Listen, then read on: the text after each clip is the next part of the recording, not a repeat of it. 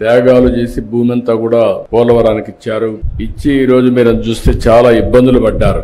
ఇంత మునుపు కూడా ఒకసారి మీరు చూస్తే చాలా తక్కువ డబ్బులు ఇస్తే ఆ రోజు నేను వచ్చినప్పుడు భారీగా పెంచి ఇమ్మీడియట్ గా ఆ రోజు చూస్తే 14-19లో 4,311 కోట్ల రూపాయలు మీకు చెల్లించిన ప్రభుత్వం ఆనాటి ఎన్డీఏ ప్రభుత్వం, తెలుగుదేశం అని చెప్పి కూడా నేను మీ అందరికి విజ్ఞప్తి చేస్తున్నా.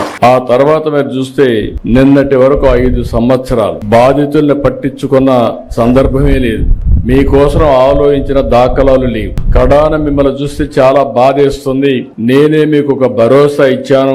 దానికి కూడా కారణం మీరు చూస్తే 7 మండలాలు తెలంగాణలో ఉండే మండలాలు విభజన జరిగిన తర్వాత మొట్టమొదటిసారిగా ప్రధానమంత్రి గారితో మాట్లాడి ఈ పోలవరం ప్రాజెక్టు పూర్తి కావాలంటే 7 మండలాలు ఆంధ్రప్రదేశ్ కి ఇస్తే తప్ప సాధ్యం కాదని ఒప్పించి ఆ రోజు ఈ మండలాలు తీసుకొచ్చాం. అది నాకు ఒక నైతిక బాధ్యత అని చెప్పి కూడా నేను మీకు తెలియజేస్తున్నా. అందుకే ఎప్పుడు కూడా నేను వీలైనంత వరకు మీకు న్యాయం చేయాలి, అన్ని విధాలు ఆదుకోవాలని చెప్పి ముందుకు పోయాం.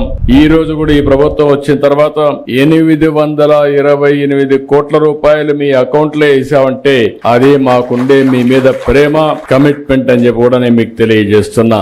ఈ వీడియో నచ్చితే లైక్ చేయండి. అలాగే మా ఛానల్ ని ఫస్ట్ టైం కనుక చూస్తున్నట్టయితే ఇప్పుడే సబ్స్క్రైబ్ చేసుకుని పక్కనే ఉన్న గంట సింబల్ ని యాక్టివేట్ చేసుకోండి. అప్పుడే మేము పెట్టే ప్రతి వీడియో మీకు నోటిఫికేషన్ గా వస్తుంది. అలాగే ఈ వీడియో పూర్తిగా చూసినందుకు ధన్యవాదాలు.